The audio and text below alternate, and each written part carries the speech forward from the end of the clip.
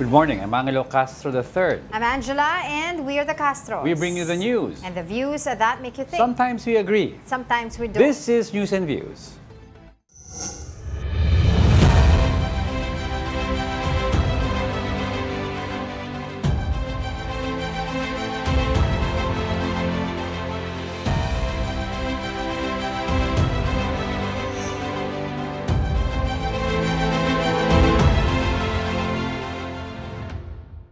President Bongbong Marcos is in Cebu today as the Philippines hosts a series of high-level ASEAN meetings ahead of the Leaders' Summit. The president is set to hold a private meeting this morning at Shangri-La Mactan. In the afternoon, he will meet with the Prime Minister of Vietnam before welcoming leaders for their special summit.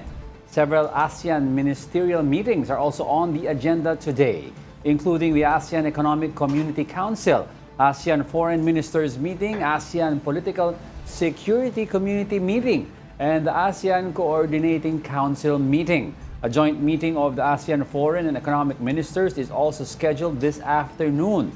The day will end with a dinner for ASEAN leaders hosted by the President and First Lady at Shangri-La Mactan. As ASEAN leaders gather in Cebu, the European Union is looking for stronger cooperation with the region on trade, green economy, digital growth, jobs, and energy. In an exclusive interview with One News's Kathy Yang, EU Ambassador Massimo Santoro says he expects a successful summit despite global economic and geopolitical challenges. Let's listen in. A lot of programs and initiatives. I'm pretty sure that it will be a very successful summit, even though, as we all know, it is taking place under, from the geopolitical perspective, economic perspective, not in the most favorable situation for the whole planet, I would say, and not only for the ASEAN region. But if we look at the capacity that, for example, under the Philippine chairship of ASEAN, already the ministers have had, the various ministers, not only the foreign affairs ministers, but also the so-called sectoral ministers competent for the various policies, their capacity to have adopted so far very powerful and strong statements about the way forward in the different domains. I think this speaks a lot favorably about how this year of Philippines Asian chairship is going, building, of course, on the excellent results of the Malaysian previous presidency chairship. And I'm pretty sure that the leaders will have quite a lot of important work to do and to discuss about the current main challenges. Again, both on the political front, geopolitical dimension, and the economic dimension, having in particular in mind, of course, the energy dimension. What would success look like for the European Union as you're holding a sustainability summit at the ASEAN Leaders Summit? Today's summit, so Sustainability Summit, will, as you know, focus on indeed sustainability of economy, sustainability of the capacity, for example, for the private sector to be even more included and be part of the success story that governments are building together, so between the European Union and ASEAN countries. So clearly, if we do a connection between the Sustainability Summit of today and the Leaders Summit of tomorrow, and take into account the EU priorities, I'm pretty sure that for us a successful summit means a summit where all topics where we are actively cooperating as European Union with ASEAN countries and of course with the Philippines, be it green economy, digital, be it job creation, be it trade, the trade dimension, the support to free trade, the more results will be, synchronized with this priority, this cooperation, the more it will be, of course, of great interest to us. I have no specific doubt that we will, this summit, though ASEAN only, so without the participation of the European Union in this phase in May, the Leaders Summit, I'm pretty sure it will be delivering results which will be helping and supporting the already. Let's get more updates from the ASEAN activities in Cebu. One News's Kathy Yang is now joining us live from Lapu-Lapu City. Hi, Kathy. What's the latest? Hi, Kathy. Good morning. Say Astros. Nice to have you. Thank you for joining us. What's the latest scoop? Right. Well, that sustainability summit that we made a mention of is right in front of me. It's in full swing. We've just had Massimo Santoro speak on stage, but moments before that, he had a moment to share with us his hope. I know you mentioned, Angela, no, I expect that free trade agreement between EU and the Philippines will come through. He corrected and said, I hope it does for the good of both. And that he said he has full respect for both negotiators on both sides. If you come to think of it, we've been talking about that free trade agreement between the EU and the Philippines for like 5-6 rounds. It's taken about maybe nearly 2 years. So I said, so what's the holdup? What's keeping us from getting into that free trade agreement, which would indeed lower the tariffs? And in a Trump tariff regime, that's what we need, right? We need to diversify trade. And then when the tariffs are lowered, investments push in, jobs will go up, and it's going to be good for Filipinos. And he made a mention of governance issues, in particular procurement. And in the context of that flood control corruption scandal that we've so gotten into in the latter part of last year, he did mention, though, that the government is doing what it can and that it is continuing to ensure that if and when that free trade agreement comes through, the European businesses that push into the country won't be saddled with such concerns. Well, Kathy, one area of concern that people have been talking about, of course, is in the energy sector, given how volatile the markets are in the Middle East. How is the EU planning to help the ASEAN and the Philippines in particular? Right. You know, this is a really interesting summit because it's all about green technology, green investments. And really that, when you come to think of it, it bridges the gap between the need to protect ourselves from higher oil and also to ensure that we get those trade and investments going. So in with respect to green technology, he made a mention of an investment they already made maybe a couple of weeks back to the tune of 29 billion pesos. So hindi nila inintay na magkaroon tayo ng free trade agreement. They got into this green economy investment and in the areas of renewable technology and all sorts that will promote lower and reduce the use of fossil fuels. So that's coming through. And that will be threshed out in the Sustainability Summit, where we do have the industry perspective this afternoon. We do have Finance Secretary Frederick Go joining us to talk about resilience, because we're coming in to chair the ASEAN in an energy emergency situation. So it poses both as a risk and an opportunity for the Philippines to take up the leadership and say, hey, we're going to get this done. And we're going to get the APSA done. What is the APSA? That's the framework agreement for petroleum security.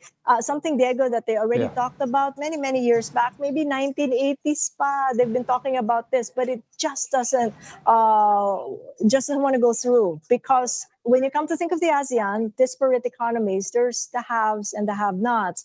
Those who have, like Indonesia, Malaysia, sure, they have their own oil that they produce, export some, but then to help the whole region might be a problem. And for a country like us who imports most of its oil, then, we're like on the receiving end. So that's something that poses us a big challenge for our president to come through with his leadership in the ASEAN. Well, Kathy, what's in store for the migrant workers, especially here in the Philippines? We are the country where most labor migrants from Southeast Asia to the rest of the world come from. That is so true. And this ponies right up to what they call the digital trade chapter. This is a new thing in the upcoming free trade agreement, because other free trade agreements don't have this. They've called it the modern, most comprehensive free trade agreement, and it includes a chapter on digital trade. Why? Because they think this is going to connect the local MSMEs to the regional space, to the global space. So the more the merrier, whoever participates in that platform. So I presume from the conversations that they will have in the digital trade chapter, that will also include our OFWs, providing them opportunities, more than just subsidies, something that would really sustain them beyond giving them ayudas. Right. Angela. Yeah, but I understand that Myanmar is not attending the summit this year because of the crisis. Are there talks about how are we going to help Myanmar? Are there talks between the ASEAN summit leaders there about that? Yeah, that's very interesting because may tinatawag silang five-point conduct in how they actually resolve the issues in Myanmar. Because right now, even as they've already said, halt hostilities, may gera pa rin, no, may conflict. And that's something that I'll be bringing up to the Prime Minister of Malaysia, Anwar Ibrahim. He has given us a moment of his time in the next hour for a conversation that also includes geopolitics and also regional security. Angela. And lastly, what else can we expect from this year's hosting of ASEAN Summit there in Cebu? All right, lots of dinners, that for sure. And we got some food here. But it is indeed bare bones. But it is fun to just get around and catch up with old media friends. But it really is streamlined. This was supposed to be 5 days. It just became 2. But the Philippines is doing its Right. work, and the Cebuanos are so friendly. I'm sure everybody's going to come away happy. But it is indeed one of the most conservative, if you will, mounting of an ASEAN summit, but also shows our commitment to do what we can in the circumstances we're dealt with, which is a Middle East crisis that has pushed up fuel prices and gone right into our wallets and our spending patterns and our possibly, but hopefully not, jobs. All right. Thank you so much for your time. Take care and maayong buntag. The Philippine Statistics Authority is holding a press conference on the country's economic performance for the first quarter of 2026. For the details, we have with us mobile journalist Fatima Baduria live. Angela, Diego, ongoing nga ngayon yung pag-uulat ng Philippine Statistics Authority patungkol doon sa first quarter performance ng Philippine economy at nakapagtala ng 2.8% growth sa GDP ngayong first quarter ng 2026 mula sa 5.4% ng kaparehong quarter last year at 0.9% naman yung quarter-on-quarter growth. So makikita natin mahina yung paglago ng ekonomiya, although hindi na nga rin ito masyadong nakakagulat dahil na nga rin sa nararamdamang krisis dulot ng gulo sa Middle East, no, na kita natin yung nagtataasan na presyo ng mga gasolina at talagang umiepekto ito doon sa konsumo din ng bawat household at pati na rin sa bawat industriya. Sa mga major industries nga na nakaka-apekto sa GDP, negative 0.2% growth ang agriculture, forestry and fishing, habang negative 0.1% naman mula sa industry. At sa mga major industries, ang services industry ang may pinakamalaking kontribusyon na nasa 4.5% na growth. Noong Tuesday nga lang inanunsyo ng PSA yung 7.2% na pagbilis sa inflation rate, at talagang apektado yung konsumo ng mga households. Although yung mga detalye talaga kung paano ito naaapektuhan ay aabangan pa natin din doon sa mismong press conference. Isa pang tinitignan natin na nakaapekto ay yung gross national income o GNI, o ito yung total income ng mga Pilipino kasama yung mga nagtatrabaho sa ibang bansa, so yung mga kapatid natin mula sa OFW. At sa ngayon kasi nasa 3% growth ang GNI.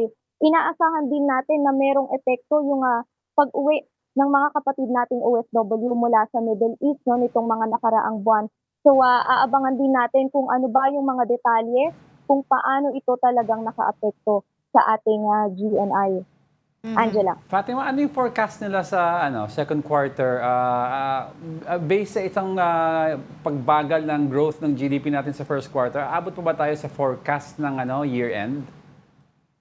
Diego, yan nga yung inaabangan din natin. Hopefully, mamaya matanong natin doon sa press conference dahil nga meron tayong hinahabol na 5 to 6% na full year GDP growth para sa 2026. So, titignan natin kung kaya pa ba yung mahabol at kung ano ba yung mga kailangang gawin, kung gaano kataas pa yung growth na kailangan nating makita sa mga susunod na quarter para maabot pa yun, Diego. Well, economic managers nga daw, they have been hoping to mag-bounce back ang Philippines into 5% growth at least, ano. Pero that was before the US-Israel attack. So ngayon, ano yung realistically, ano yung pinaka-goal nila? Hindi pa natin yan naririnig sa ngayon, Angela, kung ano na talaga, kung bababa ba yung magiging target nila dahil na nga rin dito sa pagbagal ng GDP growth natin na nasa 2.8%, Angela. All right, thank you for that, mobile journalist Fatima Baduria. We'll be back with more stories after the break. Keep it here on One News.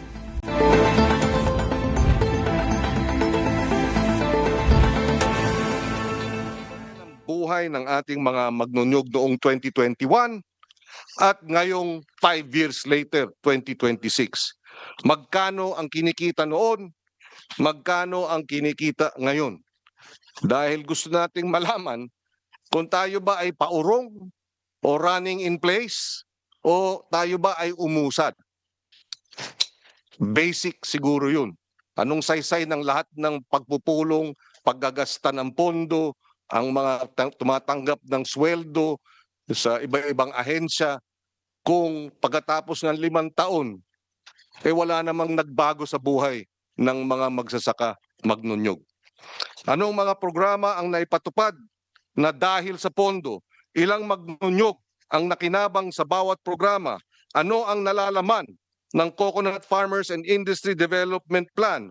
Paano gagawin ang pag-unlad ng industriya? Ano ang value adding na gagawin? Halimbawa sa VCO, sa cocoa water, sa cocoa oil, sa cocoa coir, etc. Ikatatlo, analysis o ano ang ibig sabihin ng mga datos at impormasyon na ito. Sa bahaging ito ng pagdinig, gusto rin nating marinig ang mga magnunyog at mga kinatawan o advocates nila. Gusto kong malaman ang kanilang paningin sa mga nangyayari sa industriya at sa pondo. At panghuli, recommendations and proposed amendments na nga sa ating batas. Ano ang dapat gawin mula ngayon? Ano ang mga mungkahing pagbuti sa sistema at sa pag-manage at paggastos ng pondo? Marami tayong tanong, gusto nating maliwanagan sa mga sagot para maliwanag din ang mga gagawin po. Humihingi po tayo ng pasensya kung may mga mabubuko. Pero hindi naman po yan ang nauuwi sa pagbubuko lang. Mauuwi ito dahil sa gusto nating malutas ang mga problema, ayusin ang industriya at siyempre tiyakin ang kapakanan ng mga magnunyog. With that, we can now proceed to the opening statement of Senator Risa Ontiveros. You have the floor, Senator Risa. Salamat po Mr. Chair at magandang umaga po at sa ating mga kasamahan sa komite. Kasama na po ang mga resource persons. Mr. Chair, while the Philippines still remains as one of the world's largest coconut producers, our neighbors have already outpaced us in farm yield and in the scale and competitiveness of the products derived from the coconut. Indonesia in scale and reliability, Vietnam in export strategy, and Thailand in value creation. Gusto nating itaguyod ang Pilipinas bilang nangungunang coconut exporter sa mundo. Pero hindi mangyayari yan kung hindi umaangat ang buhay ng mga maliliit na magnyunyog. Sa tingin ko po, hindi pa natin nasisid ang ilang tunay na dahilan kung bakit sadsad ang kabuhayan ng mga pamilya sa sektor na ito. May ilang probisyon at mekanismo sa implementasyon ng Coconut Farmers and Industry Trust Fund Act na baka kailangang tignan at amyendahan. Lalo na kung ang kita at oportunidad ay hindi pa rin agad nararamdaman ng ating mga magnunyog. Gaya halimbawa sa diversification at replanting. Ang ating magsasaka ang gumagawa ng dagdag na trabaho at pamumuhunan habang ang mas higit na bahagi ng kita ay napupunta pa rin sa mga may-ari ng lupa. Sila ang magtatanim pero dapat sila rin ang aani. kung pinapaputol natin ang mga lumang puno para magtanim ng bago, dapat may sapat na suporta habang hinihintay nila itong mamunga at mapagkakitaan ulit. Kung wala, parang 5 taon natin silang inilagay sa alanganin. We need to revisit and redesign this policy to close a number of major gaps and ensure that benefits are directly felt by coconut farmers, their families, and the coconut industry as a whole. Salamat po, Mr. Chair. Thank you very much, Senator Ontiveros. We now have Senator Erwin Tulfo online for his opening statement. You have the floor, Senator Erwin. Maraming salamat po, Ginoong Chairman. Magandang umaga po sa inyo, Mr. Chair, at sa ating kasama si Senadora Risa Ontiveros, at sa lahat po ng mga dumadalo ngayon sa naturang hearing. Kasama na po ang mga magsasaka at magniniyog na nakatutok po sa hearing na ito. Sa loob po ng maraming dekada, ang Coco Levy Fund ay naging simbolo po ng isang malaking pagkukulang sa hustisya para sa ating mga magniniyog. Pondo po ito na mula sa pawis at sakripisyo ng coconut farmers. Ngunit sa halip na mapunta agad sa kanilang kapakanan, naging sentro pa ito ng kontrobersiya, pang-aabuso at matagal na laban para mabawi lamang ang nararapat na para sa kanila. At hanggang ngayon, marami pa rin sa ating mga magniniyog ang nagtatanong, kailan ba nila tunay na mararamdaman ang benepisyo ng pondo para sa kanila naman dapat nakalaan? Kaya po mahalaga ang panukalang pag-amyenda po sa Republic Act No. 11524. Bilang principal author po ng panukalang ito at dati pong principal author ang ating chairman, malinaw ang layunin nito. Tiyakin na ang coconut farmer mismo ay may tunay, direkta at makabuluhang partisipasyon sa pagpapasya kung paano gagamitin ang Coconut Farmers and Industry Trust Fund. Dapat po sila ay kinakatawan, pinakikinggan at kasama sa bawat hakbang nagpagbalangkas at pagpapatupad ng mga programa para sa kanilang kapakanan.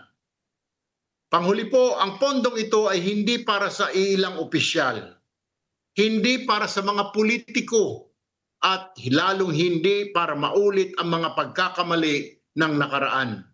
Ang pondong ito ay para sa mga magniniyog, para maiangat ang kanilang kabuhayan, mapalakas ang industriya ng niyog at mabigyan sila ng dignidad at oportunidad na matagal na po nilang ipinaglalaban at inaasam-asam.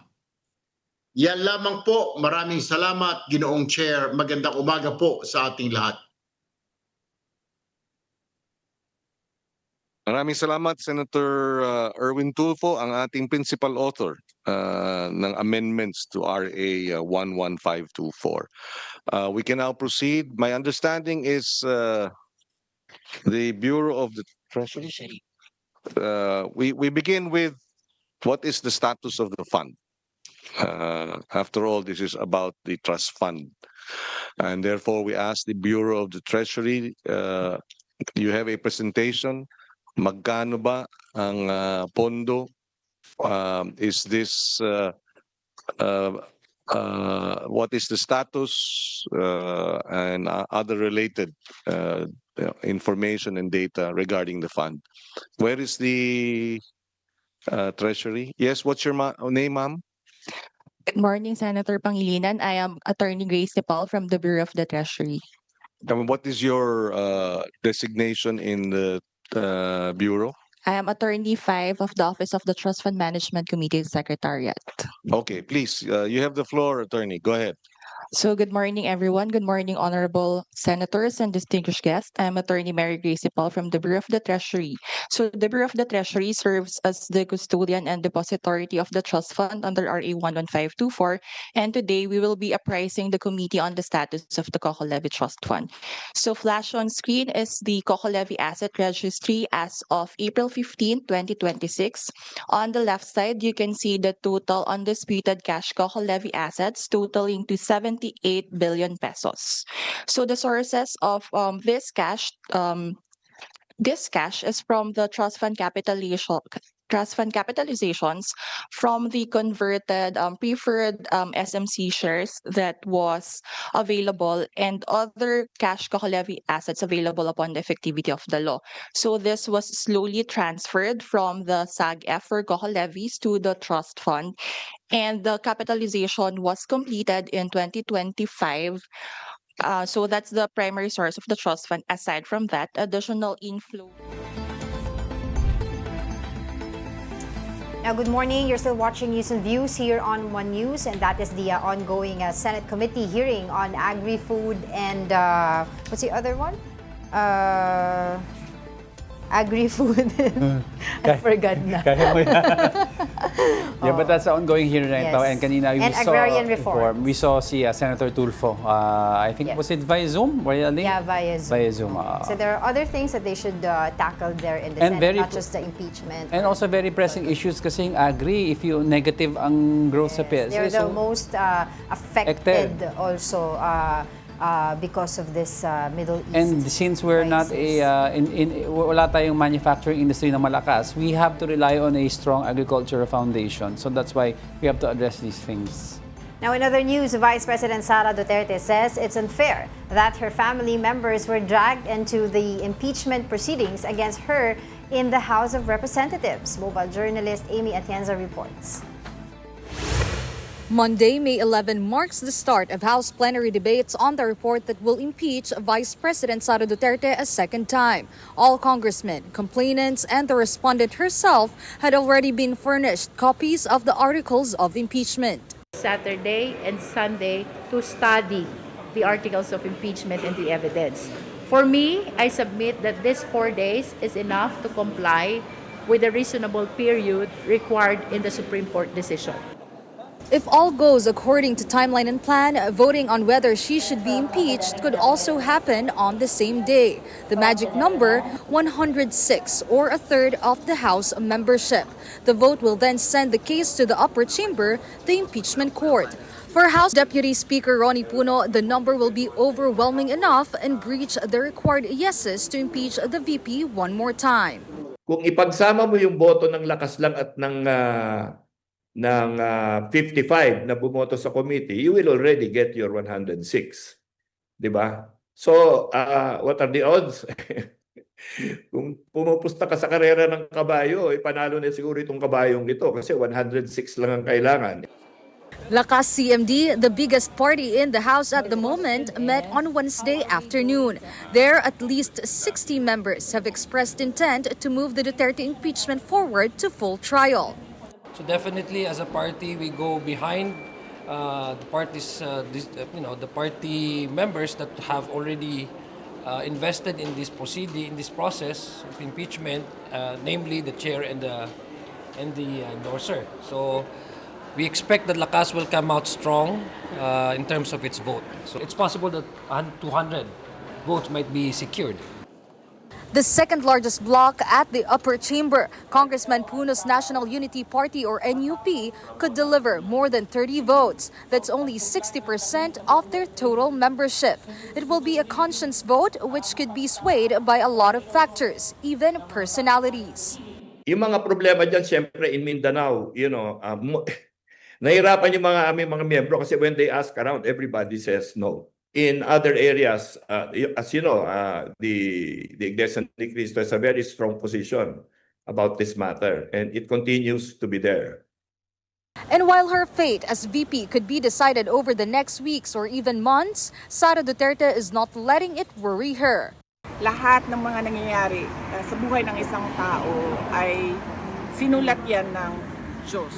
So kung ma-impeach ako, yan ay sinulat na ng Diyos. Kung hindi man ako ma-impeach, see you sa 2028. See you tomorrow.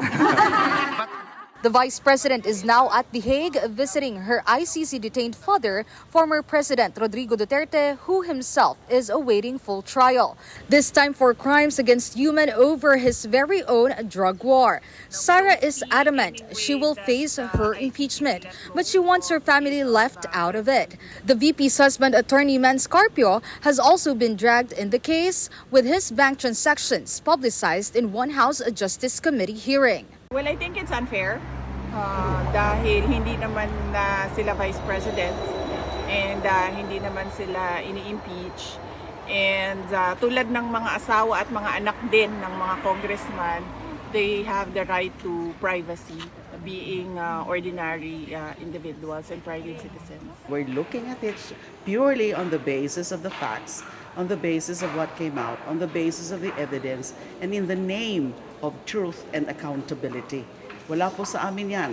It has nothing to do with friends, enemies, etc. It's all about accountability. Kapatid Amy Atienza, we are One News.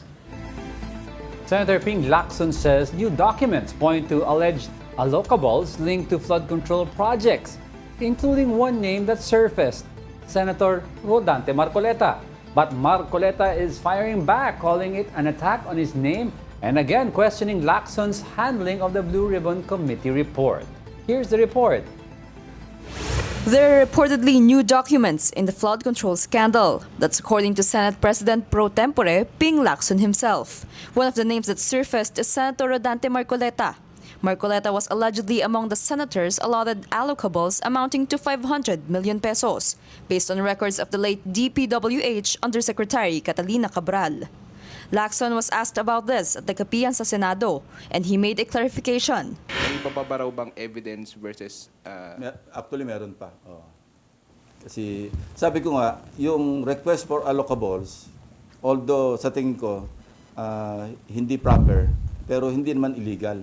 Again, hindi pa rin illegal yon. Pinagbigyan ng DPWH. Pero yung binigyan ka ng items, tapos sinabstandard ng contractor mo, ginos project ng contractor mo, doon may problema. So yun ang hihimay namin. But will Marcoleta be investigated?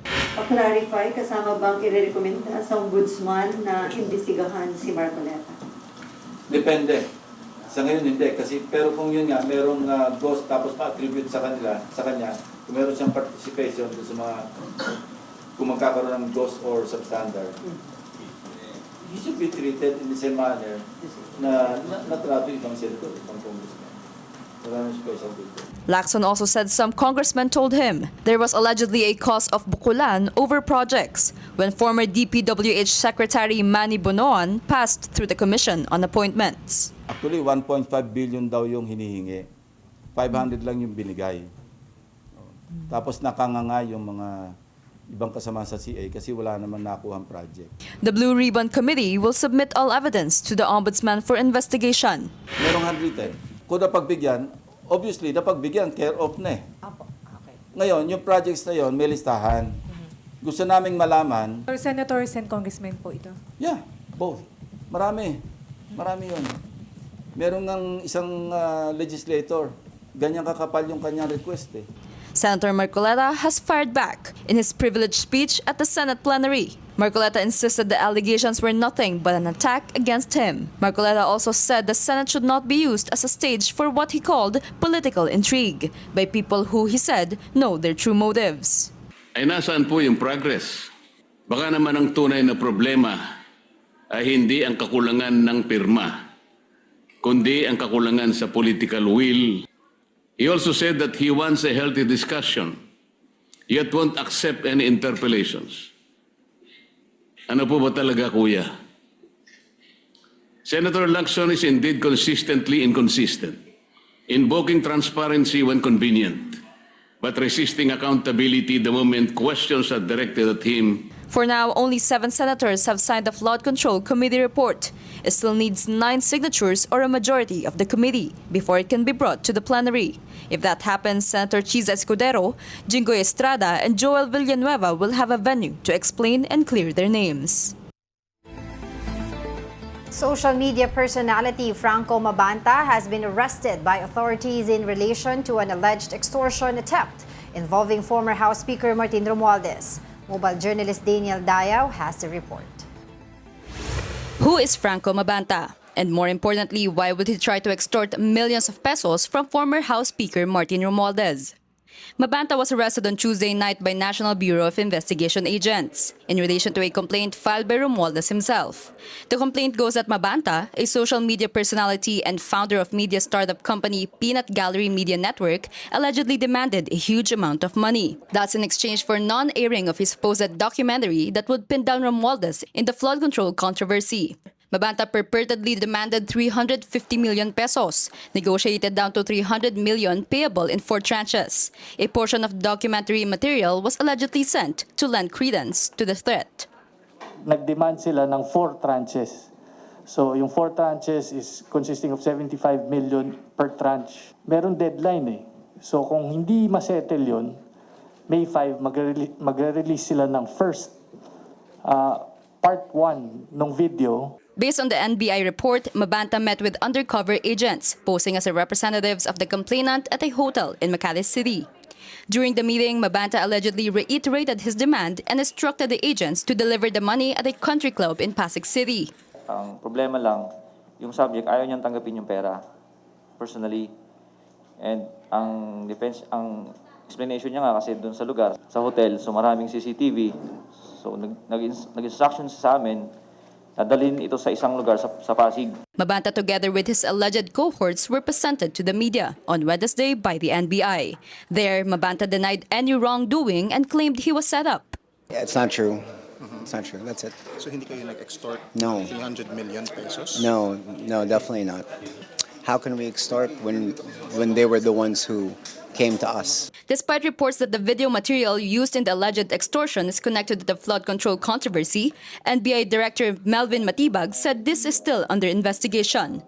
The Peanut Gallery Media Network, for its part, said their documentary on Romualdez was the result of immense, comprehensive, and painful research when he was still Speaker of the House of Representatives. They accused the president's cousin of moving to silence them because the timing of the release of their expose would leave him in a desperate situation. PGMN also claimed that President Marcos is now listening to the people and wants to hold the man believed to have sabotaged the first 3 years of his term accountable. Romualdez has yet to respond to the statement. After Mabanta's arrest, social media posts came out with photos showing him with the chief executive. Hindi po siya kaibigan ng Pangulo, pero siguro mas nanaisin ko po kung ito po ang inyong itatanong dahil ito po ay mismong pinost ni Franco Mabanta. Baka ito po ang itanong nyo kung ano po ang relasyon niya sa mga Duterte. Lalong-lalo na po, marami naman po yata siyang na-feature sa kanya mga articles na halos ay kumakalaban sa administrasyon.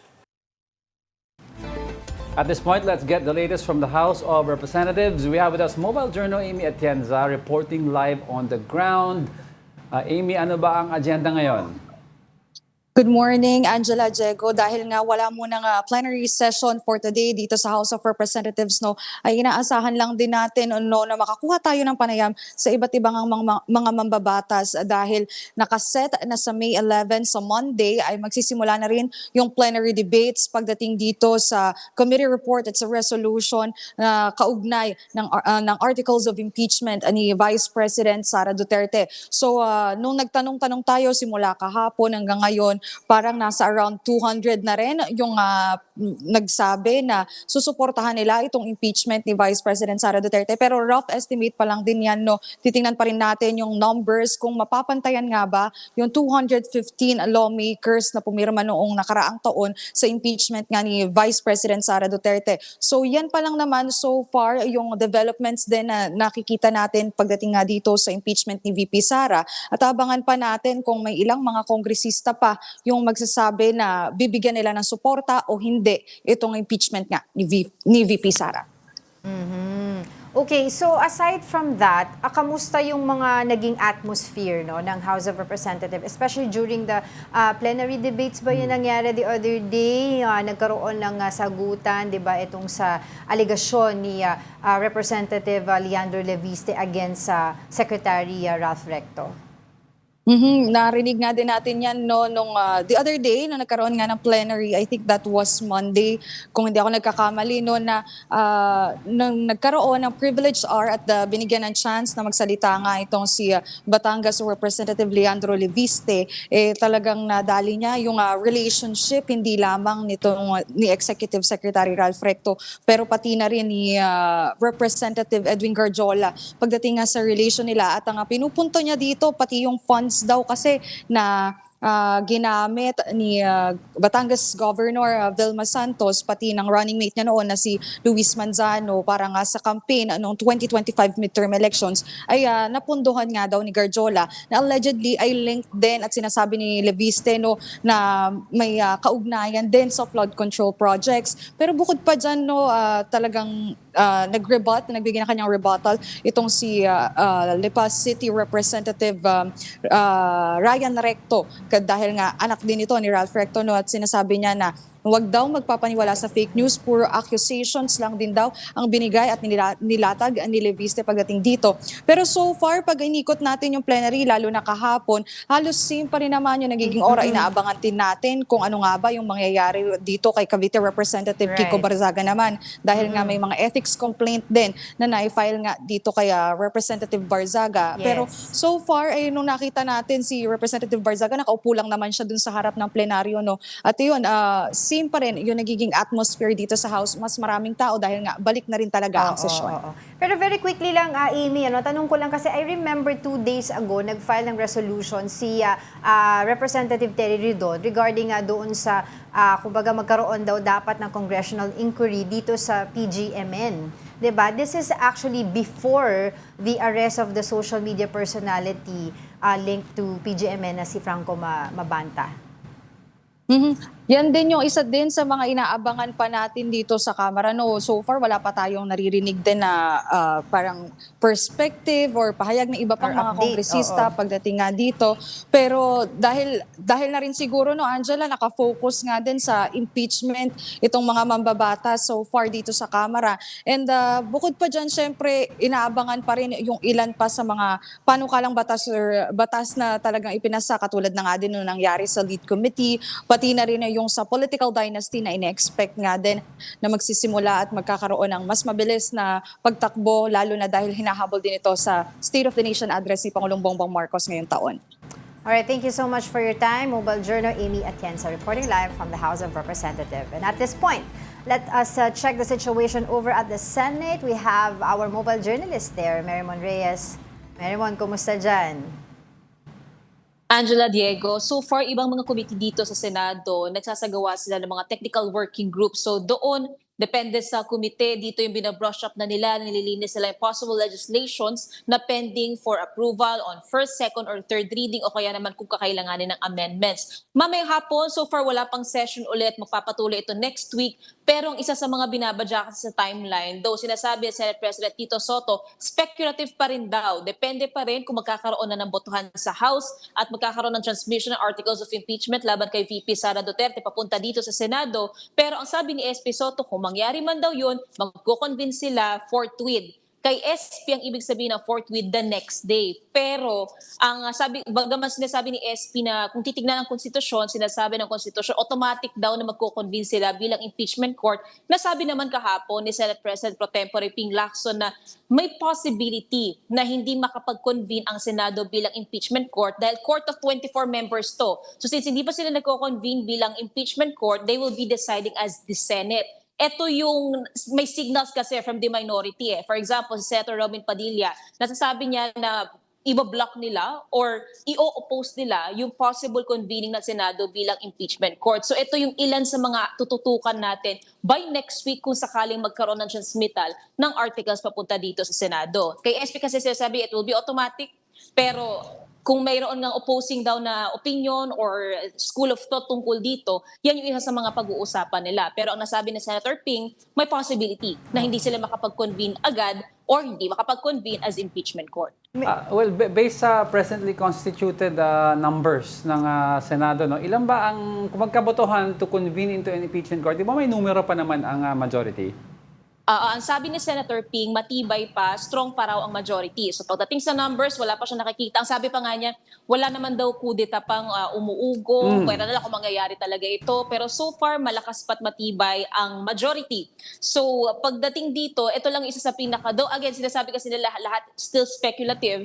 Ang nasabi naman ng minority, nitong mga lumipas na araw na nakausap natin sila, hindi pa raw nila napag-uusapan yung impeachment, pero kung sakali man, sabi ni Minority Leader Senator Alan, Peter Cayetano, susundin naman daw nila yung due process at saka yung batas. Kaya wala pang napagbabanggit kung may changes pa sa leadership, pero kumpiyansa pa naman si Senator Ping na wala pang magbabago as of now. Pero dudugtong ko lang na, Mary Mon, so yung kasi si Senator Bato has been absent, no? So ano ba ang tugon nila with regards to kung magkaroon ng voting to convene, magkaroon ng voting sa leadership, will they count his vote or not? Kasi may lingering question kung valid ang magiging boto niya kung hindi siya pumapasok sa physically.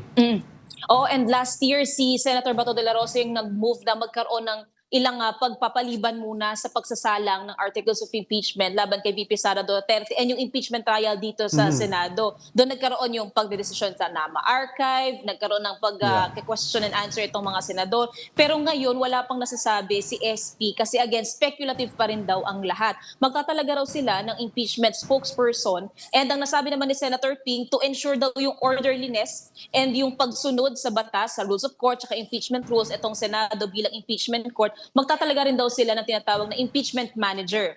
And isa sa nakikita nila, ang abogado na si Senator Kiko Pangilinan, na mag-i-ensure na lahat ay masusunod at naaayon daw sa batas. So pagdating sa mga botohan, for example, sa pagkukonvene nila bilang impeachment court, yan yung malalaman natin sa sesyon kapag ka isinalang na siya or kapag ka na-initiate na siya ni SP Soto.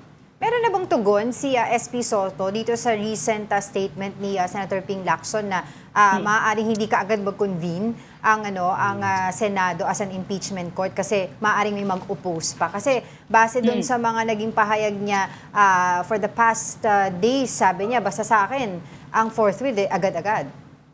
Yes. Wala pang bagong sinasabi si SP. Yung pinakahuli niya sinabi sa atin this week, ang malinaw kasi is yung forthwith, para sa kanya, ibig sabihin ng forthwith is yung pagkukonvene nila that will happen a day after yung transmittal ng articles of impeachment. Pero yung sinasabi naman sa ruling ng Supreme Court, tama naman daw yun, yung impeachment trial and among other proceedings, it should be done within reasonable amount of time. Pero hindi raw na sinasabi yung convening. So yung sa kanya, nakikita yung convening kapag ka na-transmit dito, kung ang sinasabi pang ang timeline, by May 11, magkakabotohan from the House, May 12, matatransmit dito. So they could convene as early as May 13 or the next day. Okay. Automatic daw yun. Yun ang sinasabi ni SP. Kasi natanong natin, kailangan ba dyan ng consensus? Kailangan ba dyan ng botohan? Pero ang sinasabi ni SP, automatic siya. So kung sakali man na magkaroon ng opposing opinion or yun nga, yung ibang pag-iisip daw tungkol dyan, yan yung pag-uusapan pagdating ng araw na iyon. But for now, everything is still speculative. All right, thank you for the update sa mobile journalist Mary Mon Reyes. Now, the camp of former Senator Bong Revilla is awaiting the Sandigan Bayan 3rd Division's ruling on his bail petition in connection with a malversation charge linked to an alleged ghost flood control project in Panbi, Bulacan. For more details, we have our mobile journalist Arles de los Santos. Arles, go ahead. Angela at Diego, hanggang sa ngayon ay wala pang ang desisyon ang 3rd Division ng Sandigan Bayan kung pagbibigyan nga ba ang hiling ni dating Senador Bong Revilla na pansamantalang makalaya kaugnay ng maanumalyang flood control project nga sa Panbi, Bulacan na nagkakahalaga ng 92.8 million pesos. Kahapon sa pagpapatuloy ng graft trial ni Revilla ay nakausap natin itong si Attorney Rody Balisi, talagang hinihintay nila yung bail na resolution dahil ayon nga sa kanila dapat lumabas ito kahapon dahil si Associate Justice Carl Miranda mismo, yung chairperson ng 3rd Division ng Sandigan Bayan, ang nagtakda ng 30-day non-extendable period para sa bail hearing nito. So if we can just do a little bit recall, April 6 nagsimula yung bail hearing and matatapos yan ng May 6 pero magkakaroon lamang ng 10 hearing days kung saan nga nagpresenta yung prosecution ng nasa 20 mga testigo nito na nagkaroon naman ng pagkakataon yung depensa na mag-cross-examination. And so far, hindi talaga nila in-extend yung 10 hearing days para nga masunod yung 30-day na non-extendable period. And kung maalala pa ninyo, dapat si dating DPWH Undersecretary Roberto Bernardo, dapat the following week pa yun haharap, parang Monday or Tuesday. Pero sabi ng mga hukom, nag-set na tayo ng rules and hindi na natin papayagan yan. Kailangan humarap siya rito. Kaya yun, natapos na yung bail hearing nitong ang mga nakarang linggo na parang April 24, yung huling naging araw nito. No? Kaya positibo yung grupo at council mismo ni-reveal na nalalabas nga yung utos. No? Ngayon, given na mapagbigyan yung hiling nga ni Revilla, Angela at Diego, kailangan mas sigurado na within the office hours, no, yung resolusyon kung kailan nga siya makalalabas, kasi kailangan pa nilang magbayad sa bangko ng bail nito. Naaabangan din natin kung magkano nga yung magiging halaga nito, and then later on aabangan na natin sa bayatas kung agad-agad at ura-urada nga ba makakalabas si Revilla. Pero given naman the possibility, no, na hindi nga pagbigyan ng korte itong hiling ni Revilla, mananatili siya sa kulungan habang nagpapatuloy yung kanyang malversation case sa Sandigan Bayan 3rd Division. Yung isa niya kasing kaso, nag-wrap sa 4th Division, ay so far nakapag-post na siya ng bail, no, ng 90,000 pesos. Kaya mahaba-haba pa ito yung kaso na kanyang kinaharap dito sa Sandigan Bayan. Arles, how confident is both the prosecution and the defense team with regards to yung pag-grant ng bail? Kasi yung defense, sinasabing positive sila. Yung prosecution says positive silang hindi mag-grant. Actually, Diego, tuwing nanghihingi tayo ng reaksyon mula sa prosecution, no, matipid yung kanilang tugon dito, no. Kahit yung sa PHTO, kasi same prosecutors din, no, yung halos nag-handle sa pangunguna ni prosecutor Omar Sagadal, no, mula sa ating special prosecutors, talagang matipid yung kanilang mga tugon, no. Pero nakita lamang natin kung paano nila inilatag yung kanilang taktika dito sa mga husgado, kung saan ipinapaliwanag kung paano nangyayari yung sistema, sino-sino yung mga kasangkot, at ano-ano nga ba yung laman ng mga dokumento, kailan ibinigay yung pera, at ano yung kasama sa mga pera na yun. No? Kaya napakaraming naungkat, kung matatandaan ninyo. Kahapon nga lang, sa graft trial, nandoon nabanggit yung 500 million pesos na delivery ni Sally Santos para kay Bryce Hernandez para nasa 5 proyekto, no? And actually yung 300 million na yon, nandoon nakasama yung 74 million na pondo umano para sa Pandibulacan project na i-deliver sa opisina mismo ni Bryce Hernandez na nakasilid sa mga box, no, mga kahon ng chichirya, ng mga toyo, ng mga noodles, at nilinaw pa nga no, ng isa sa mga hukom ng 4th Division na hindi ba yan si Mary Grace, kasi piatos yung chichirya na piatos yung box daw na pinaglagyan nito, no. And later on naging diretso naman yung naging paglilitis, no. Pero at least naman, Diego, sa panig ng depensa 100% confident nga sila, no, na pagbibigyan ito, dahil doon sa last day ng hearing kung saan si dating DPWH Undersecretary Roberto Bernardo ang humarap, sabi nila nag-self-destruct nga, no, itong witness na itong si Bernardo, dahil wala rin mapakita na anumang mga or even CCTV footages para nga magdiin at direkta na iugnay dito si Revilla sa flood control project sa Pandibulacan. All right, thank you for that update, mobile journalist Arles de los Santos. Stage 8 of the 2026 MPTC Tour of Luzon is now underway, starting in Pagudpod and ending in Paway, Ilocos Norte. For the latest, let's bring in our mobile journalist, Denise Valdesancho. Hi, Denise, go ahead.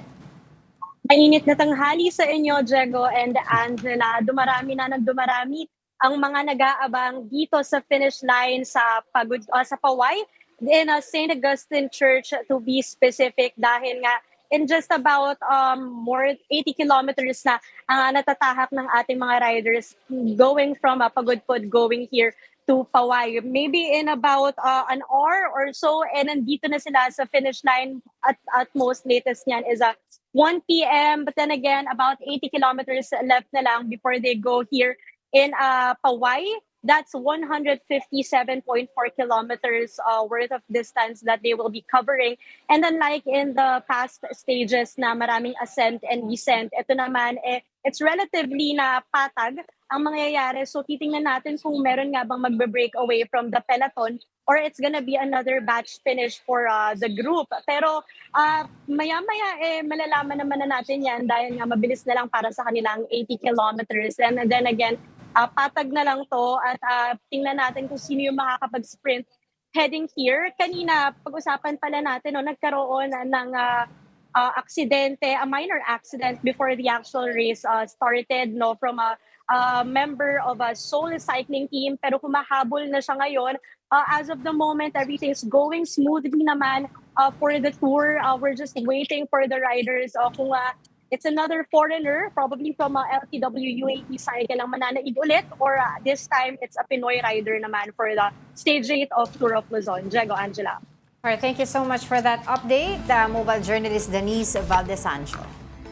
And that wraps up today's episode of News and Views. Join us again tomorrow. I'm Angela Lagunzad Castro. Lema Angelo Castro III, kapatid, we are one news. All sides, all the time.